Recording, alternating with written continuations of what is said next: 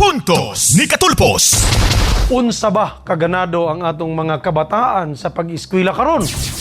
Walay daotan nga na-focus ang atong pagtudlo sa mga estudyante ngadto sa mga technical aspects sama sa mga subjects sa mathematics, science ug mga pag-memorize sa daghang mga butang. Apan, basin nalimtan nato nga mas importante ang pag-inspire kanila kung anong kinahanglan sila nga mo eskwela.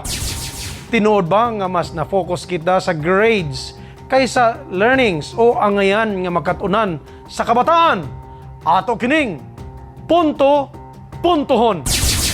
Unang punto. Puntos ni Katulpos. Ang pag-eskwela aron makabaton og diploma kabahin na sa ato ang kultura.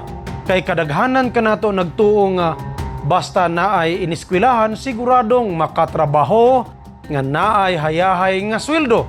Apan, nganong daghan man ang mga graduates nga walay trabaho?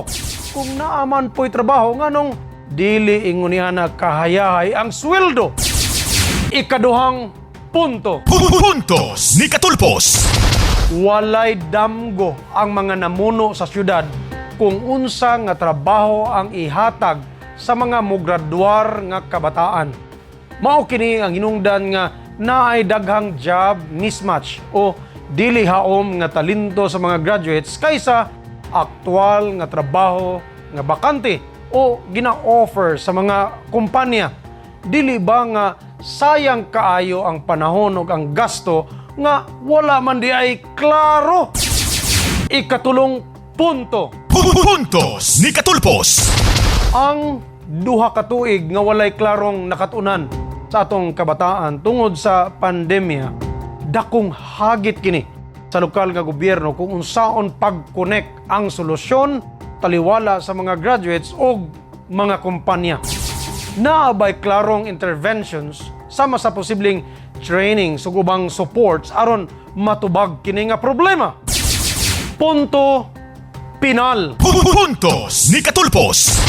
Nganong mas inspirado man sa online games o ubang butang ang kabataan kaysa pag-eskwela. Tungod ba nga nasayod sila nga daghang graduates apan wala man gihapon nakatrabaho o kung naa may trabaho dili hayahay ang kinabuhi. Unsaon nato sila pag-inspire kay sila ra ba ang pag-asa ng bayan? Puntos ni Katulpos. Managlahi man kita og opinyon og baruganan, apan usa lang ang atong puntos, ang damgo para sa kayuhan sa gimahaltang syudad nga General Santos. Ikaw kabrigada, unsa ang imong Gensan dream? Like Singapore, we should aim our dream for greatness. Ubanta sa atong Gensan dream. Gensan is our home. Gensan is our treasure. Gensan is our pride para sa atong mga kabataan. Let's make it happen. Kay uban sa inyuhang kusog nga makasustener, naaara na sa leader. Kini si Brigada Elmer Katulpos, bagong vision, bagong solusyon. Barug Gensan!